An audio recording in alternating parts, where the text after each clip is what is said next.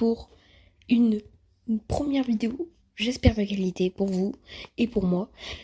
Et on se retrouve pour décrypter plein d'annonces de preview ou même de l'extended look, de paroles de développeurs, de tout ça. Et on va en découvrir beaucoup. Si vous le savez déjà, toutes ces informations, n'hésitez pas à rester parce que ça me soutiendrait. Ou à vous abonner. Activez la cloche, abonnez-vous, likez la vidéo et allez voir mes autres vidéos, mes autres shirts. Et on est parti pour GTA 6. Rockstar Games a pris 13 ans pour développer GTA 6. C'est phénoménal.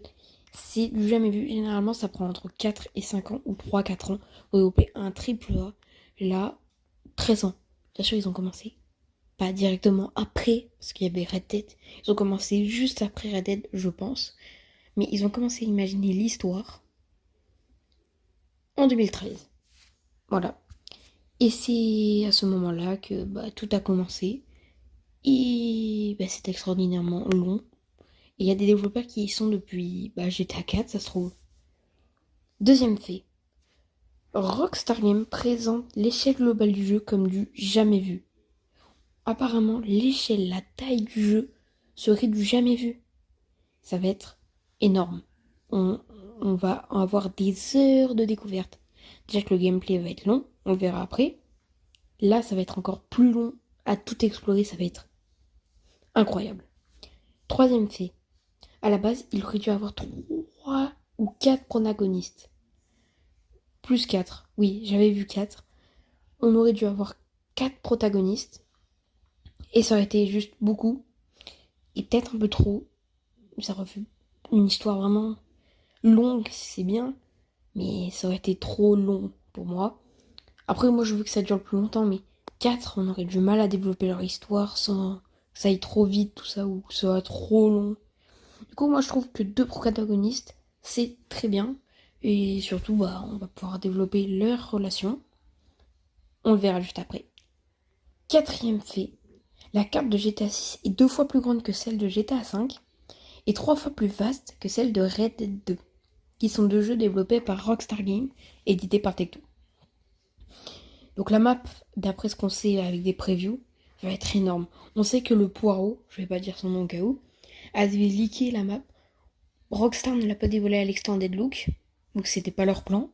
Ils veulent qu'on garde la surprise ou ils vont nous la dévoiler dans les semaines à venir, parce que c'est possible que Rockstar nous balance des informations, des images, des petites vidéos de gameplay ou d'histoire jusqu'à la sortie, ce qui est probable, parce que l'extended look était incroyable mais court, même si c'était le plus long aperçu gameplay de l'histoire de Rockstar. Moi j'aurais voulu voir plus, mais après ce qu'on a vu c'est juste suffisant. Cinquième fait. La ville est 11 fois plus grande que celle de Los Santos.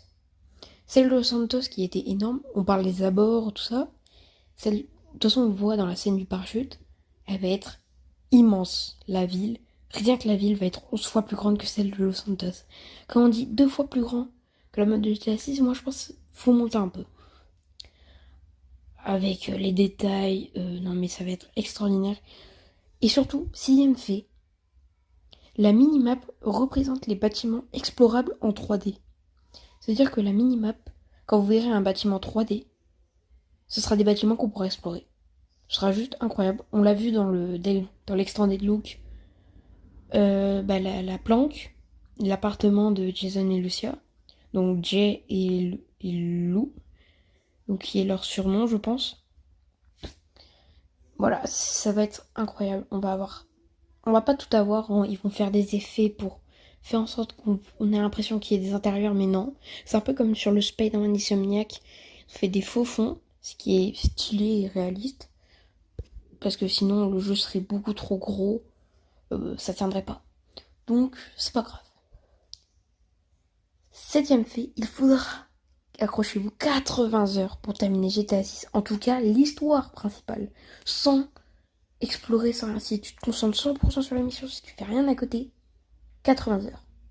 Sans faire le reste, 80 heures, rien que l'histoire. Sachant que GTA 5, pour terminer le jeu à 100% avec les missions annexes, explorer à 100% tout ça, faire tous les easter eggs, il fallait 89 heures. Là, il va nous falloir 150 heures.